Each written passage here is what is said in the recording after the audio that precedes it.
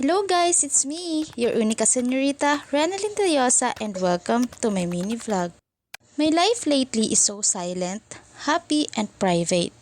Until na-discover ko na eligible na pala ako for monetization dito sa Blue App. At eligible na rin pala ako to be an affiliate sa Black App. I stopped creating vlogs, hindi dahil may asawa na ako. Sa totoo lang, sobra talagang proud sa akin ng asawa ko at sobrang supportive talaga niya sa pagbablog ko. Sabihan ta na ikaw, mag-vlog ka. Dako na akong potential mo. Kinti. Kinasabi ta ikaw na dapat pagpatuloy mo. Di kay udong na naman na pag-vlog. Pagpatuloy mo, i-vlog mo ako.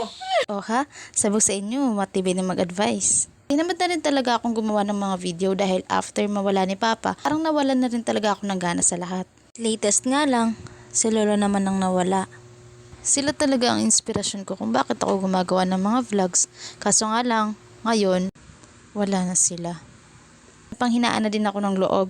Kasi, hindi na pareho dati ang suporta na natatanggap ko kapag nag-upload ako ng mga videos. Hanggang sa akong follower na nagsuggest sa akin na at least daw mag-create ako ng mini vlog.